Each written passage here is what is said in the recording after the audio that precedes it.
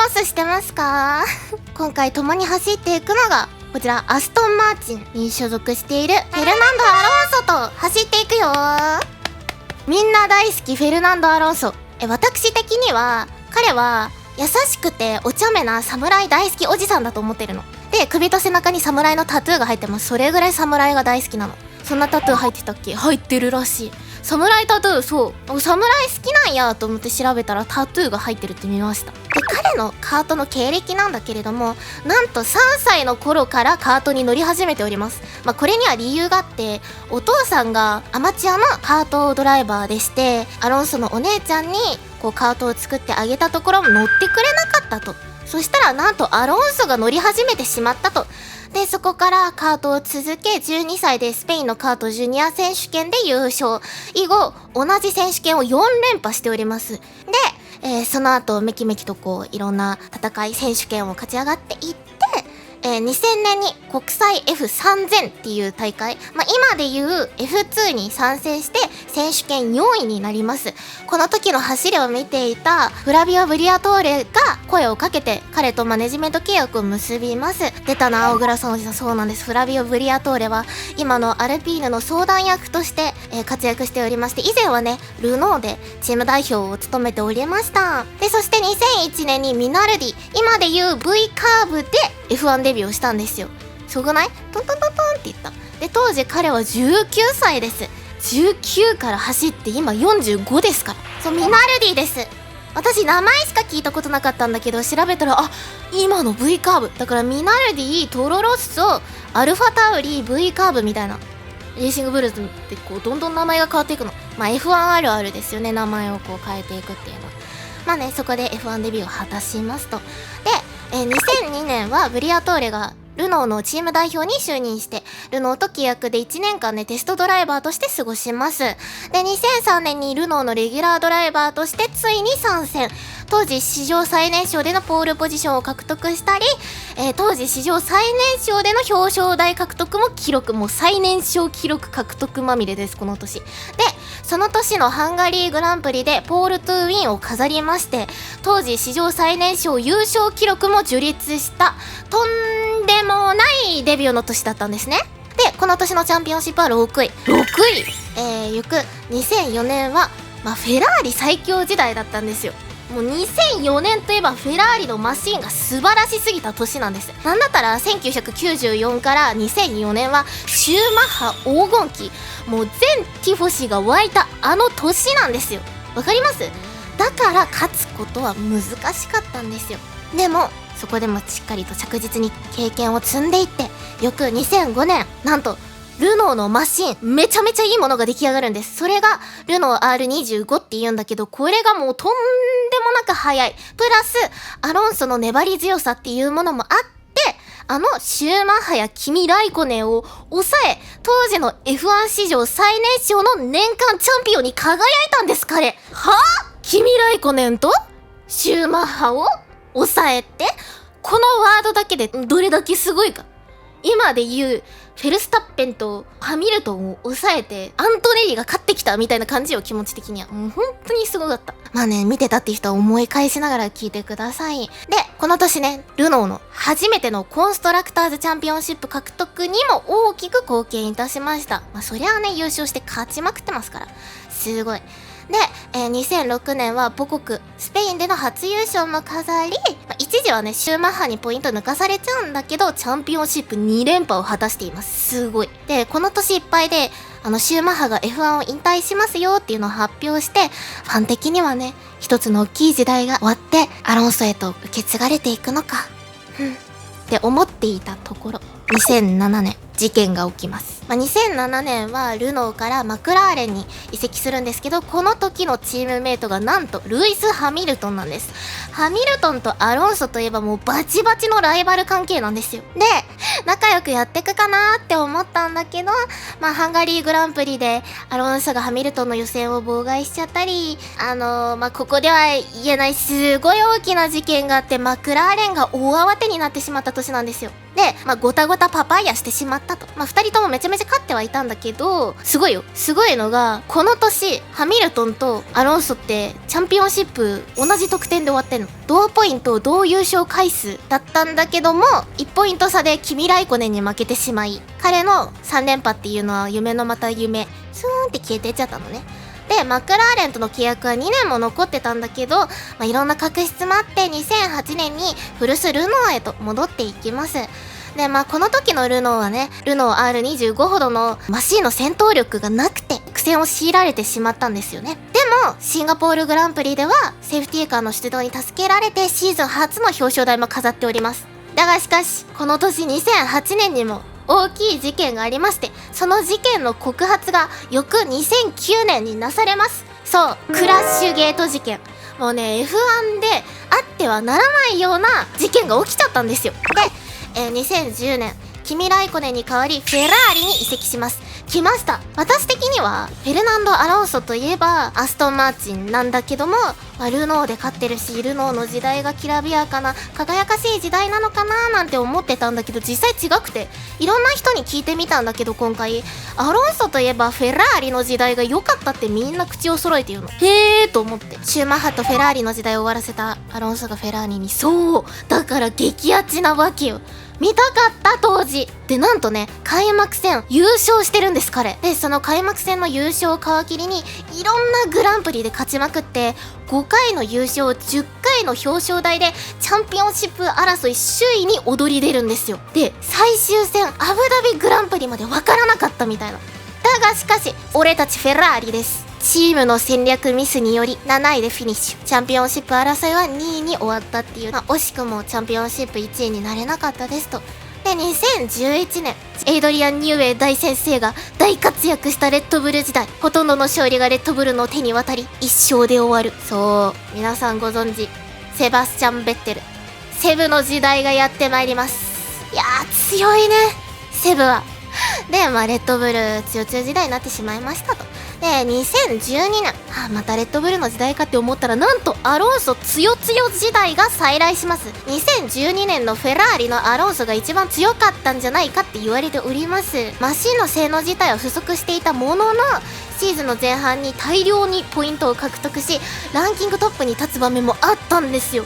すごくない？そのマシンでなぜ勝てるって言われておりました。で、最終戦までセバスチャン・ベッテルを追い詰め勝てるかってなったものの、チャンピオンシップ 3.32 位でシーズンを終えたっていう、この年もまたね、ヒヤヒヤハラハラドキドキワクワクしたお年でございます。そう、セブが強すぎるんだ、本当に。で、2013年で、シーズン前半に中国グランプリ、スペイングランプリで優勝し、順風満帆じゃないかっていうように見えたんですけど、蓋を開けてみると、セブがグランプリ9連覇するなどもう圧勝だったんですね。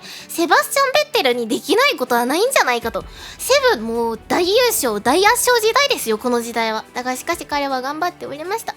でも、うまく勝てなくて、無線でチームに対しマンマミーヤしてしまいます。マンマミーヤしたことにより会長に怒られてしまいます。マンマミーヤ何かと言いました、チーム無線ですっごい暴言入っちゃったの。でも、アロンソおじさんはね、結構無線で大暴れしたり、茶目っ気のある無線したりするから、ユアとしては許容範囲なんだけど、フェラーリの会長様は許してくれませんでしたね。2014といえばですよ、皆様。大きなレギュレーション変更があった年なんですよ。V8 エンジンから V6 エンジンへ変更。カーナンバーの固定化。で、カーナンバーの固定化により、フェルナンド・アロンソは、幼少期時代のラッキーナンバー14を選択いたします。で、最終戦アブダビのポイントが2倍になるっていうクソ仕様なルールを設け大炎上っていう、本当にすごいたくさんのレギュレーション変更が行われた年でもあるんですよ。で、2014、お気づきの方いらっしゃいます。コメント、さすがです。メルセデス。そう2014から2021年といえば大メルセデス時代なんですよ。優勝メルセデスみたいな、もう大最強時代がやってきてしまうんですよ、このレギュレーション変更により。一個の帝国が築かれます、ここで。で、この年すごいの、キミライコネンとフェルナンド・アロンソっていうチャンピオンシップを取った年間王者の2人グループ、2人タッグでフェラーリで走るんです。いや、勝つやろうと思ったら、メルセデスよ。トトがすげえ、メルセデスもすげえ、あれに勝てるやつはいねえって感じで、くしくも敗退。本当に調整ミスったゲームみたいだった。それぐらいすごいんですけどね、メルセデスが。で、2015年、フェラーリとの契約2年を破棄して、マクラーレンに彼は移籍します。で、バルセロナテストでクラッシュしてしまった影響で開幕戦は欠場してしまうんですけど、まあ、頑張れるでしょって思った矢先、事件が起きます。2015年といえば、マクラーレン、ホンダ。そう、ホンダのパワーユニットです。ホンダのパワーユニットのパワー不足だったり、完走できないぐらい信頼性が不足していたんですよね。それにより、アロンソ大先生はもう大きな不満を抱えてしまいます。で、迎える日本鈴鹿グランプリ、伝説の GP2 エンジン GP2 と無線で放ってしまったんですよ。GP2 とは何かと言いますと、今の F2 です。こんな F1 のやつじゃないよ。1個下の片落ちの GP2 エンジンだよと無線で放ってしまいます。ホンダのホームである日本グランプリでとんでも発言をしてしまい、後世に大人気ミームとして残してしまうんですよね。これに対してマクラーレンの、トップも頭を抱えていました。言っちゃダメだろうってなったんだけど、大抵の F1 ファンはアロンソに仕方ないっていう感じで味方をしておりました。で、この年やっぱりね、マシンがうまくいかなくて、ブラジルグランプリで Q1 敗退した後に日光浴をしていたのもこのシーズンです。エンジン開発失敗したら流れるミームになっちゃった。そうなんですよ。で、2016年は、開幕戦でエステバン・グティエレスとの大クラッシュがありまして、肋骨骨折しちゃったり、大きい怪我をしてしまうんです、彼。ドクターストップにより、翌戦のバーレーングランプリも欠場することになりますと。もう、アロンソ、ゆっくりしてくれって思ってたら、なんとその後第3戦で復帰しました。意味がわかりません。それだけの怪我をしたなら休んでください、アロンソさん。なんで戻れるんですか？ほんと意味がわからないから。アロンソさんじゃないとできないよ。こんなんやったら彼の弟子である、カルロス・サインツだって盲腸の手術した次のグランプリ勝ってるからね。で、この年ね、ブラジルグランプリでもまた一波乱起きまして、ブラジルグランプリでフリープラクティス中にマシントラブルにより停車させるを追えなくなってしまったんですね。その後彼、2016年カメラクルーへと転職しました。そのまま幸せになってくれと思いますね。で、2017年、こちらもね、またもやパワーユニットの不調に振り回され、入賞5回、リタイア7回という結果で終わってしまいました。7回はきちいで、ほぼほぼやんな。で、モナコグランプリは欠場して、インディ500に出場してます。この年から F1 以外のモータースポーツっていうのにも目を向けていきます、彼。で、来たる2018年、F1 ベック、イムサに出場。超ハードスケジュールをこなしつつ、ルマン24時間レースで彼優勝してるんです。なぜですか？なぜそんなことが可能なのですか？いつ休むんですか、おじいちゃん。この年夏には F1 の引退を発表しますと。これでアロンソっていう一つの大きい時代が終わるんだなと。最終戦、アロンソ、ハミルトン、セブがドーナツタワーを披露し、会場を沸かして、フェルナンド・アロンソ、F1 から去ります。ありがとう、フェルナンド・アロンソ。そして2021年にアルピーナから電撃復帰します。帰ってきた。やめる詐欺。そうなんですよ。2021年にアルピーナからデビューします。そう、ルーキーですから。帰ってきたんだけども、なんとね、開幕戦前の2月にバイクトレーニング中に下顎を骨折するトラブルに見舞われてしまいます。でも、なんとか開幕戦に間に合ったの。なんで間に合うの？さっきといい、今といい、彼は怪我に対する治癒能力が高すぎませんか？なぜですか？で、シーズン序盤は苦戦を強いられるものの、中盤から入賞し始めて、ハンガリーグランプリではね、ハミルトンとの熱い戦いを繰り広げているんですよ。もうこれは私は見ました。フォーミュラ1の YouTube で。で、モタスポファンの投票によって決まる FIA アクションオブザイヤーっていう、今年最もファンを沸かせたレースシーンやドライバーに対して賞をあげるっていうやつがあるんだけど、それに選ばれてます、この戦い。もう何がすごいかってさ、2021ってことはまだメルセデスが強い時代なのにもかかわらず、アルピールのマシンでブロックで抜かされちゃうんだけど、抜かされる理由もアロンソのロックアップなの。それ以外はもう技量でねじ伏せてるんだから。しかもアロンソとハミルトンといえばもうバッチバチのライバルやん。その2人がもうバッチバチに戦いを繰り広げてるわけ。こんなに面白い戦いはないし、彼がハミルトンをずっとブロックしてたおかげで、同じチームメイトであるエステバン・オコン初優勝を飾ってます。ブラバー。すごいんだから。超大型神事です。2021年アルピーヌデビューフェルナンド・アロンソ、皆さん覚えて帰ってください。2021年のオコンのためにブロックしまくった夏方、本当にもうみんな見てほしい。ただで見れるんで YouTube で。でこの帰ってきたおじさんがこんなかっこいいドライビングするなんて惚れるしかないやんね。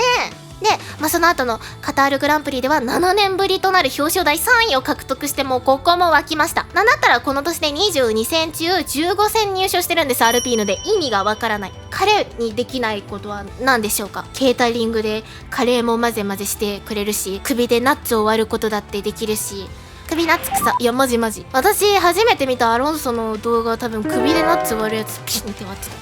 で、翌2022年引き続きアルピーヌから参戦します。この年ね、キミ・ライコネンが引退したことにより現役最年長ドライバーとなります。で、この年のシンガポールグランプリでは自身通算350戦目も記録。350戦 F1 で走ってるからね。で、F1 最多出場記録も更新。この年はね、リタイアが5回って多かったものの14回入賞を果たし、メルセデス、レッドブル、フェラーリの3強時代だったんだけど、その間に割って入る活躍を見せてるの。5位入賞だったりとかが多くて、アルピーヌよ。フランスアルピーヌやで。で、2023年来ました。ついにアストンマーチンへ移籍。私は F1 を知ったのが2023年だったので、アストンマーチンのイメージがすごい強いんですよ。で、この年がとんでもないんです。いくよ、みんな浴びる準備できてる？開幕戦バーレーングランプリ3位、第2戦サウジアラビアグランプリ3位で、ここで通算100回目の表彰台も記録します。で、続く第3戦オーストラリアグランプリ3位、第5戦マイアミグランプリ3位、第7戦モナコグランプリ2位、第9戦カナダグランプリ2位、第14戦オランダグランプリ2位、ファーステストも獲得。そして第21戦サンパウログランプリ3位、ドライバーズチャンピオンシップ4位になって最年少の力を見せつけたんです。 Oh my gosh! What the fuck! これがみんな大好きフェルナンド・アロンソです。彼は自分のことを悪役と評しているんですが、その名の通りね、走るラインがさ、意地悪なの。スペースを残してくれるんだけど、でもそのスペースに入ると絶対に抜かせないっていうスペースしか残さないの。で、抜かされそうになったら不思議なライン変更をしてさ、意地悪にブロックするの。それに翻弄されたのがルイス・ハミルトンやセルジオ・ペレスなんだけども、彼のライン取りはキュンキュンします。2023マイアミ、ストロールくんは今いい動きをしている。もういろいろ見てますから、彼。あれでしょ、モニター越しにストロールの活躍見て褒めたりもするんだから、もう視野も広い。ブラジルのフィニッシュ。そう、2023年のサンパウログランプリ。これがね、激アツの戦いなんですよ。これも FIA のアクションオブザイヤー、その年のやつにね、選出されてるんだけど、もうね、ペレスとすっごい接戦を繰り広げたの。この時のライン取りもセクシー、非常にいい。で、2024年は、マシンにね、去年ほどの戦闘力がなくって成績は低迷してしまいます。で、シーズン後半になると肩の痛みがひどくなってしまって、それと戦いながらも参戦しております。で、年で肩が痛くなったってわけじゃなくって、マシンがね、バインバイン跳ねるのよ。すっごいマシンが暴れ馬で、その影響で肩が痛くなってしまったの。で、薬を服用しつつ、彼はシーズン戦っていくことになります。で、メキシコグランプリ。この年のメキシコグランプリでは、自身通算400戦目を記録します。だけども、ブレーキの冷却トラブルによって泣く泣くリタイアを余儀なくされてしまったという、ちょっともやっとしたシーズンではありましたね。で、翌2025年、去年ですね。去年もね、マシントラブルが多かったね。すっごいリタイアが目立つシーズンになっていたんですけども、チャンピオンシップは10位に終わっております。そんなにいっぱいトラブルあって10位ってすごいからね、本当に。アストンマーチンって中団グループのトップに位置するチームだと思ってたんだけど、去年はウィリアムズだったり V カーブだったり、それこそベアマンだってね、ハースでポイント争いに食い込んだりっていう、すごい中団争いが激化した年だったと思うし、いろいろ大変な面もあったんだなと思います。アロンソ大先生もですね、2025年のインタビューで、2026年はニューウェイ先生も加わりますし、エンジニア体制っていうのももう再編されて、すっごいね、環境が新しくなった状態でレギュレーション変更した2026に挑むってことで、ポジティブな要素を見出している、頑張っていこうっていう風に語っていたんですよ、彼は。だがしかし2026年テスト見ましたか皆さん。ホンダ・アロンソ、この二人は相性が悪いのでしょうか。ホンダ製のパワーユニット安泰だろうと強強だろうと私も思っておりました。だがしかしマシンを運転していくとさ、衝撃がちょっとずつパワーユニットに加わっていくわけ。それによってうまくパワーユニットが動かないっていう感じになっております今。 2026GP2 再来となるか。他のチームが100何周とかいっぱい走っていく中、アストンマーチンだけ50周で終わったり、いろいろ大変だったようですが、ニューエイ先生頑張るっておっしゃっていました。なのでアストンマーチンの行く末を、そしてフェルナンド・アロンソが輝くかどうか、2026年皆様共に見ていきましょう。以上、フェルナンド・アロンソ氏でした。配信開始から50分、まだ走っていません。